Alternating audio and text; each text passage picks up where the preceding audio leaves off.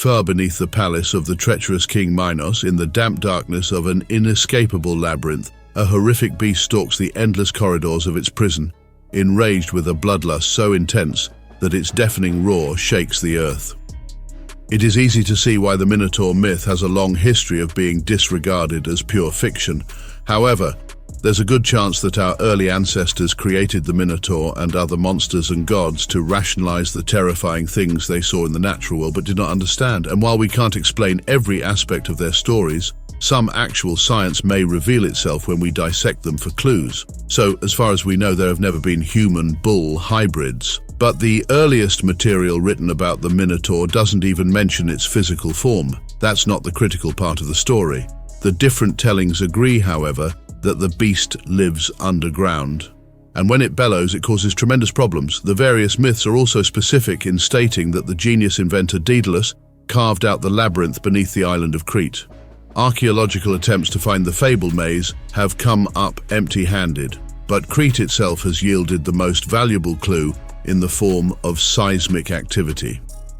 Crete sits on a piece of continental crust called the Aegean block and has a bit of oceanic crust known as the Nubian block sliding right beneath it. This geologic feature, the subduction zone, is common worldwide and results in many earthquakes.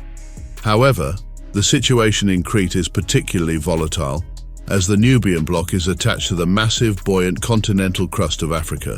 When the Nubian block moves, it does not go down nearly as quickly or steeply as the oceanic crust in most other subduction zones. Instead, it violently and abruptly forces sections of the Mediterranean upwards in an uplift event, and Crete is in uplift central. In 2014, Crete experienced more than 1,300 earthquakes of magnitude 2.0 or higher. By comparison, Southern California, a much larger area, experienced a mere 255 earthquakes in the same period.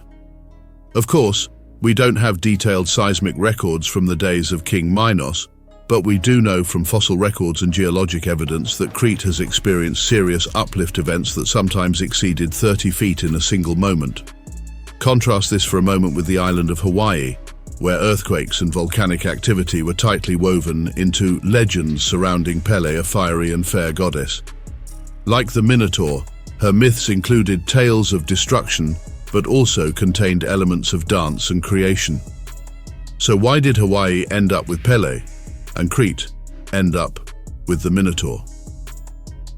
The difference likely comes down to the lava that followed many of Hawaii's worst earthquakes. Lavender in Hawaii is made of basalt, which once cooled is highly fertile. Within a couple of decades of terrible eruptions, islanders would have seen vibrant green life thriving on new lava peninsulas.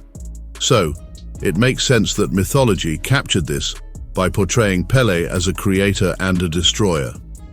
As for the people of Crete, their earthquakes brought only destruction and barren land, so perhaps the unnatural and deadly Minotaur was born for them. The connections between mythical stories and the geology of the regions where they originated teach us that mythology and science are two sides of the same coin. Both are rooted in explaining and understanding the world. The critical difference is that where mythology uses gods, monsters, and magic, science uses measurements, records, and experiments.